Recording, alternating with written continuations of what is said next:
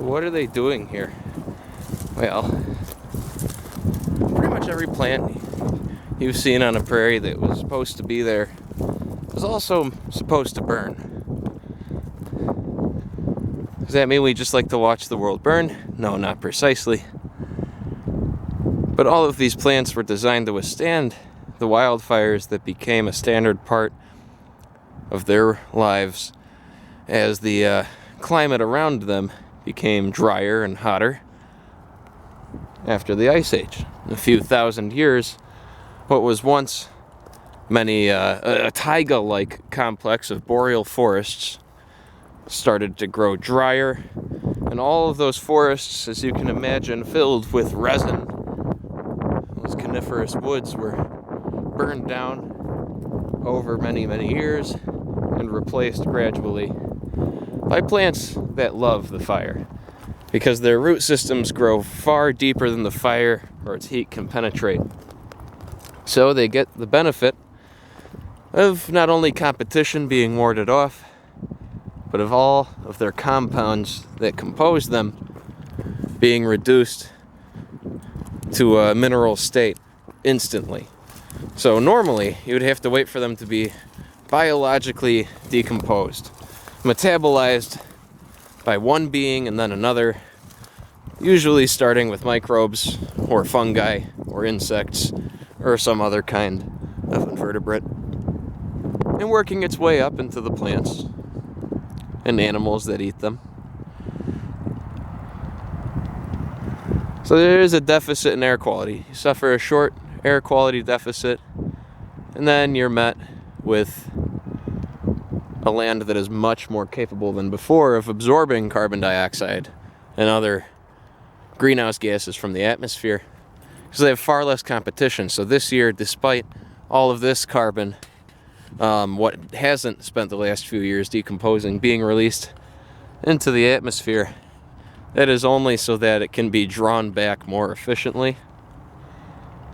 The carbon sequestration that this prairie performs can only be performed with an occasional sacrifice of that carbon.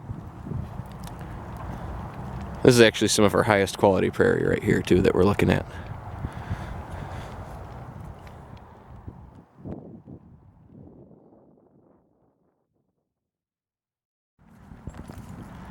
See all of this. It looks fairly dead, but it's all just waiting to spring back up. Yeah, my head hurts a little bit from breathing in all this smoke, in case you were wondering. But I can't resist. I gotta witness this phenomena that once maintained these ecosystems for thousands of years now. I have not seen a single Native American today among the burn crews. Understandable. Chicago is a little extrapolated of its former indigenous stewards, but we do have these people serving the same keystone function that Native Americans served in the mosaic eco-complex of the prairie woodland savanna mosaic. Serving a vital function, these folks certainly requires some bravado that many people would not have. To be not fighting, but actually starting and taming fires like this, like they were animals. And so, of course, let's clarify some things. When we're burning, or when burns are being done around here, they only burn specific parts at specific times. This is probably one of the biggest ones that's been done in a long time, because most of this prairie has been lacking for too long from wildfires. The last really significant one was 2015, in which they burned some of the same areas that are being burned right now.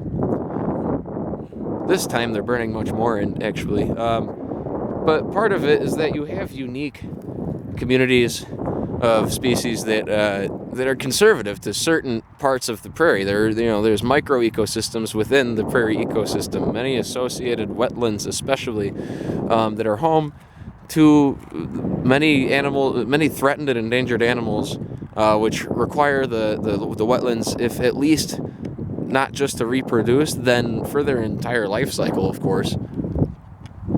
And there's insects that require certain plants, which may be conservative to a specific part of the prairie. Those insects can only survive with those plants, and each plant kind of has its own community of species, and every species has its own community of other species that will assist it in nutrient cycling through its entire existence, from all the way until dust. Every living thing here has something to help it along the way and to make sure that it passes not in vain, Everything that passes, every piece of the plant that dies here is being used by something else, which is turning the components of that plant into base minerals. The fire is simply a way of doing that all at once, but that cannot negate the importance of all those other life forms who we need to protect, so they don't burn the entire prairie at once. They burn it in pieces. They burn only the wetlands in pieces so that animals and wildlife there have other chances to reproduce in other parts of their respective ecosystems. Now, that is one of the main functions that a prairie serves. Of course, there's massive soil and water retention here and carbon retention. While we are letting a lot of the carbon off right now, it is pretty much to maintain that soil retention, that nutrient cycling, that water retention, and water processing that the prairie performs. Without keeping the healthy plant communities here that depended upon fire, we can't really get a lot of those other functions. So we sacrifice a little bit of one function to the benefit of all the others. Very similar to using herbicide out here.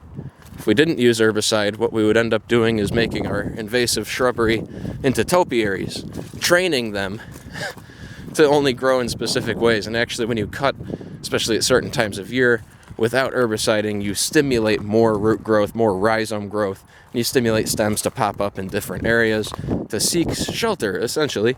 It's not the way that our brains work, so it would be unfair to say that they are thinking or that they are collecting data, but that is essentially what these bushes do.